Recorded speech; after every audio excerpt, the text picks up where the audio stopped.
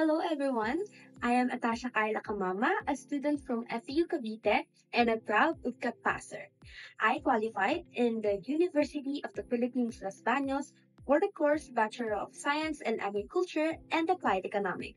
Hello, my name is Jack Reyes, and I got accepted into UP Los Baños' Bachelor's of Science in Economics. Hello there sa inyo. Ako nga pala si Miguel Christian D. or hindi lamang basta-basta pogi, kundi UCAT 2025 passer din. Hi, this is Kin, an UPCAT 2025 passer and an incoming freshman at UP Diliman for Bachelor of Arts in Political Science.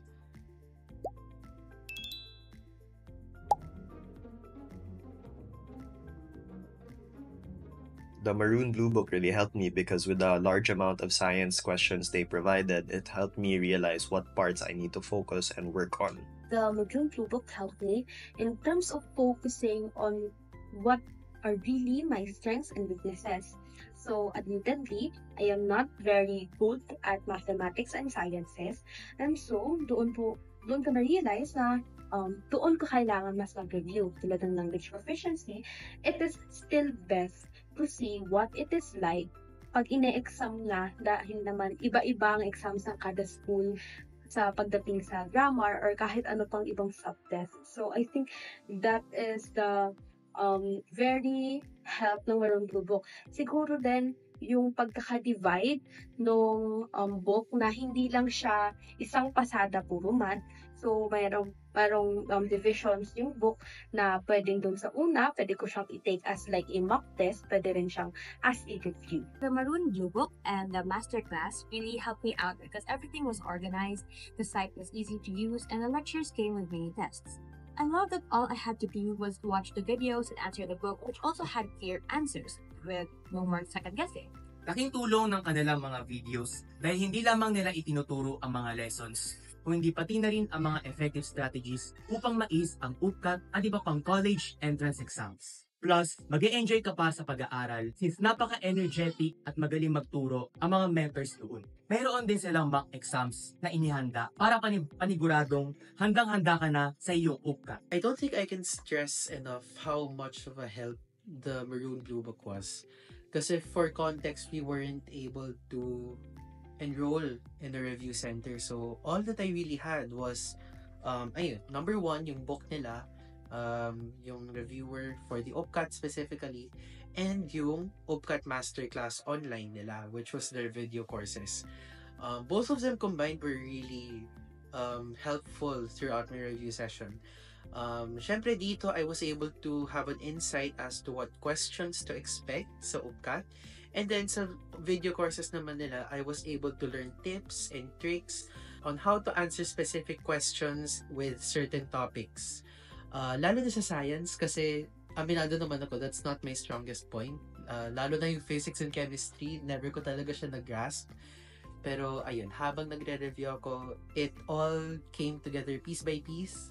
So I was able to grasp the concepts that I wasn't really able to grasp back then. And ayun, naging effective yung review ko and ayun, it paid off naman.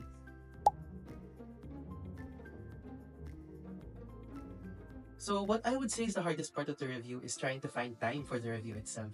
Kasi take note that you are still in grade 11 and you're going to be mixing your UPCAT review with your current requirements sa school. Lalo na during my time when we were preparing for our defense ng grade 11. So, syempre, marami akong inasikaso, maraming revisions na kailangan gawin. So, you really have to find time for both your ACATS and your review. It might be inconsistent at first, pero ayun, it didn't really become a problem for me anymore when summer came by. So, I was able to focus on it fully by then. Honestly, the hardest part about UPCAT was the preparation because of the overwhelming topics and it was hard to know where to start. Hindi naging madali ang pinasa kong laban, ngunit nakayanan ko ang lahat. Mga araw na palaging pagod, mga gabi na palaging puyat, at ang utak ko na palaging cognitive overload. Ilan ayon sa mga paghihirap na aking pinagdaanan. Setting the right mindset because when we have that, we are not easy to back down when there is challenges and at the same time, we have that certain goal and well, my goal, of course, tayong lahat ay pumasa sa UPCAT.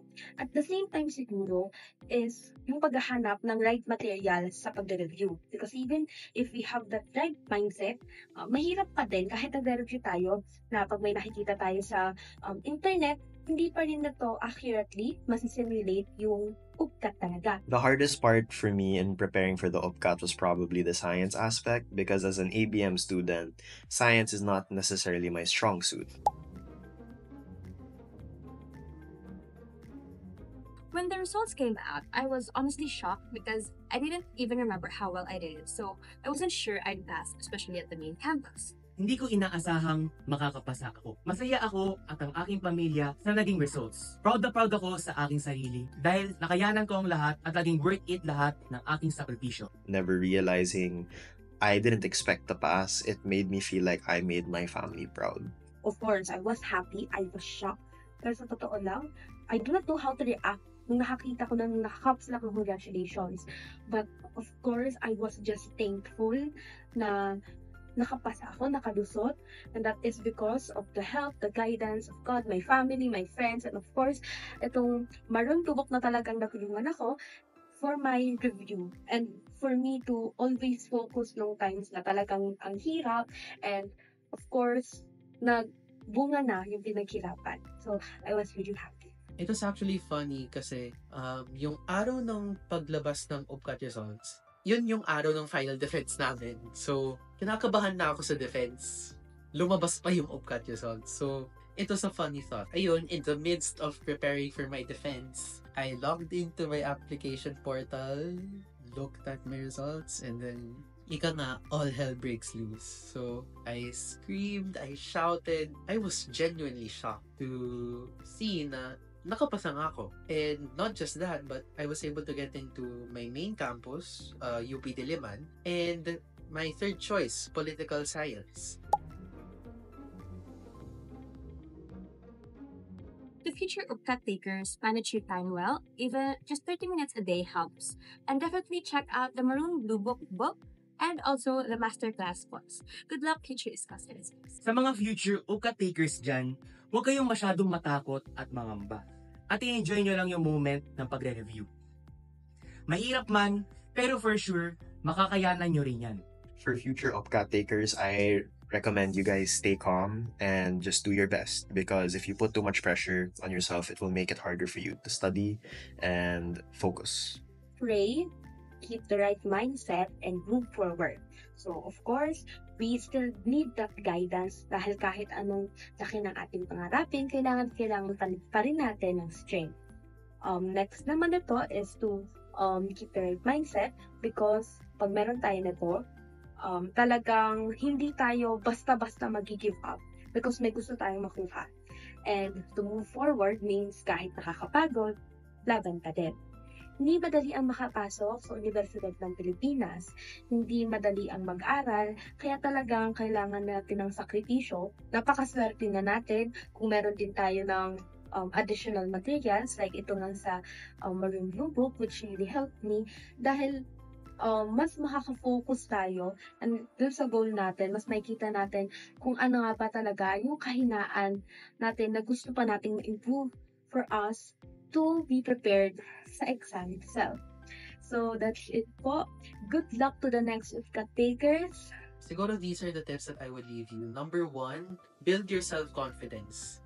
Ino-overlook ito ng maraming tao, pero when you have self-confidence pagpasok ng UPCAT review, it can really help you go a long way sa pagre-review mo. Second, find the review method that works best for you. Pag ineffective yung review method mo, sinasayang mo lang yung oras mo. Sana nakapag-review ka ng mas efficient, diba? Mas effective. Lastly, prepare yourself mentally. Kasi no joke talaga yung pag-review sa UPCAT or any other entrance exam really. Ayun, that's all that I would say. And padayon, mga future isko and iska.